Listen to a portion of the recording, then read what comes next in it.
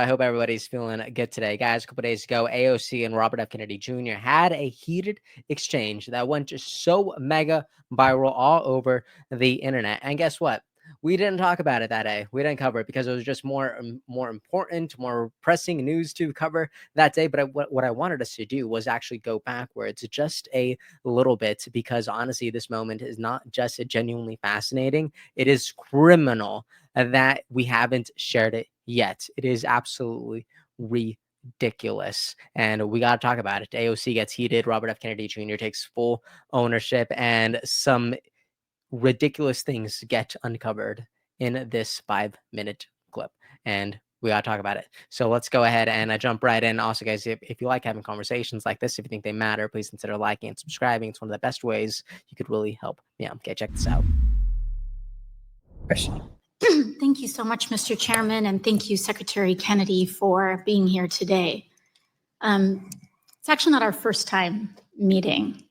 We met a very, very long time ago when I was 9 years old in Westchester Putnam County at a Riverkeeper event. And I remember back then you talking about the importance of science and environmental action at that time.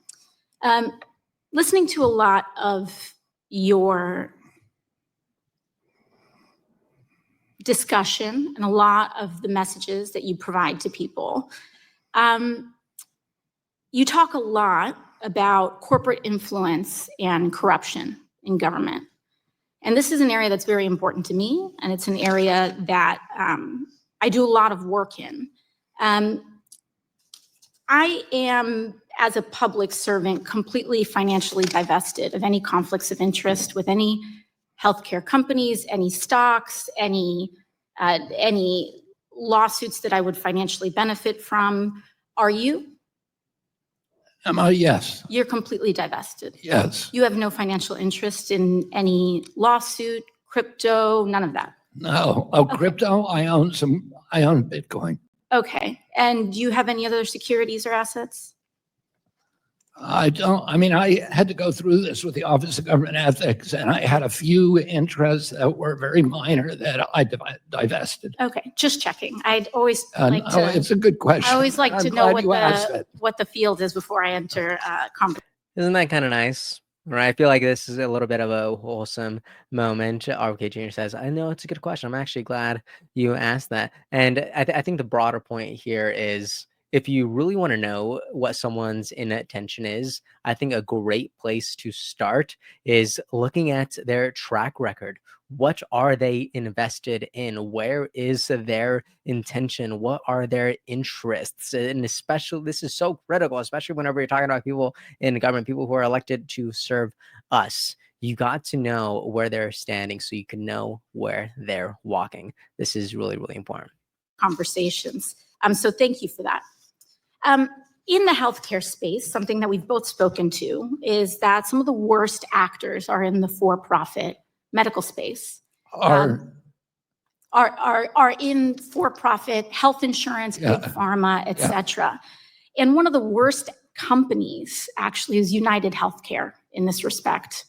United Healthcare is the largest health insurance company in the country. They are the largest employer of doctors and own thousands of pharmacies, clinics, surgery centers, and home health agencies, as well as hospice providers. Secretary Kennedy, are you aware that President Trump's Department of Justice is reportedly investigating United Healthcare for criminal insurance fraud in some of their for-profit health insurance plans, like Medicare Advantage? I'm not aware of that investigation. You are not aware that the Trump Department of Justice is investigating the largest insurance company in America that I'm not aware of for fraud in Medicare Advantage? No, I'm not aware of that. That you have jurisdiction over? It doesn't surprise me. Okay. In your submitted testimony, you said HHS takes seriously our role as responsible stewards of taxpayer dollars. Are you aware that for-profit insurance corporations like United Healthcare have been found to be defrauding public dollars of more than $80 billion a year? I'm not aware of that number, but I'm aware that there's fraud across the for-profit sector. Respectfully, Secretary Kennedy, if we're making decisions around waste, fraud, and abuse. This is the largest source of waste, fraud, and abuse of public dollars in the public insurance You space. say $80 million? $80 billion a year. 80, did you say 80 million or 80 billion? 80 with a B, billion. With a B, Yeah. If that number doesn't just completely enrage you, I'm talking if you're watching this on a phone, it should make you want to throw it to the wall, except you can't because most people aren't really making that much money these days unless you're out here working for United Healthcare. $80 billion. That should enrage you. Are you kidding me? And if it doesn't, you might be asleep right now. Pinch yourself. This is ridiculous. For-profit insurance corporations like United Healthcare have been found to be defrauding public dollars for more than $80 billion. And no one is talking about this. I know this happened a few days ago, but this is a big deal. Big deal with a B. Just like billion, like 80 billion. Are you kidding me right now?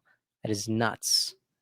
If that's the case, why did you nearly double the rate that taxpayer dollars give for-profit insurance companies like United next year, if you don't know those things? Double the rate? How did I do that? So your agency nearly doubled the taxpayer dollars that for-profit insurance corporations like United will be paid next year, meaning these companies, the largest of whom is under investigation, criminal investigation by the Trump administration, will be receiving an additional $25 billion from your agency. How is that happening? I would be happy to submit to the congressional record evidence of this. I will enter the CMS press release from April 7th of 2025 into the record, which states that Medicare Advantage corporations will now receive a 5.06% increase in payments next year under your jurisdiction, Mr. Secretary. This is up from 2.2%. I mean, what rate Without is objection. Proposed from the Biden administration. You are doubling the rate that the Biden The gentle that lady's these time has criminally expired. investigated companies. The gentle lady's time has receiving. expired. The chair now recognizes. That is bonkers. We can't really talk about cutting waste, fraud, and abuse without talking about this in a tense situation. If we don't talk about it, more public dollars that are meant to be used for care will unfortunately end up being cannibalized by for-profit companies who will essentially be robbing people of the care that they should be receiving, which is just ridiculous. We have to be better. I do love this exchange, though. Seeing Robert F. Kennedy Jr. ask how this happened is genuinely so reassuring to me. Why?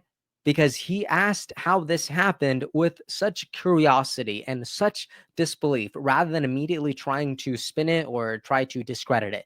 He asked how this happened. How could it be? Is this real? I think these are such good questions because they don't immediately go on the defensive. They actually are actively listening to what they're trying to say instead of actually trying to participate in some sort of weird gotcha moment.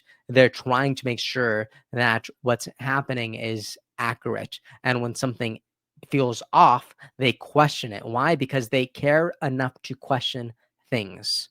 This is good. So I actually loved seeing this. I want someone who's rather baffled by $80 billion than someone who immediately moves to spin to say, oh, you know what? That's actually completely normal because of X, Y, and Z.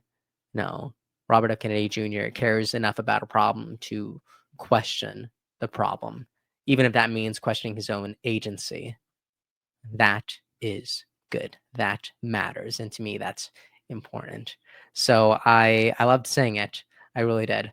But let me know what you guys think about this. I know it's kind of a short clip, probably going to be a short video as well. But I did think this was really important. And honestly, not a lot of people are talking about it. And I think more people should should have known that this moment happened. I really do. Anyways, that is the video. Let me know anything about all this in the comment section. What do you agree with? What do you disagree with? What do you still have questions about? What are you more passionate about? Do you like AOC a little bit more now, or do you like Mr. Robert F. Kennedy Jr. a little bit more now?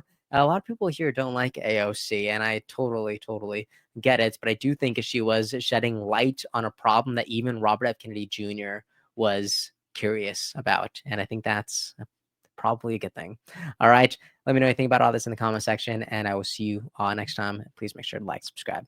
I'm begging you guys. All right, I got big goals, and those goals require subscribers. All right. All right, I'll see you guys next time. Have a good one.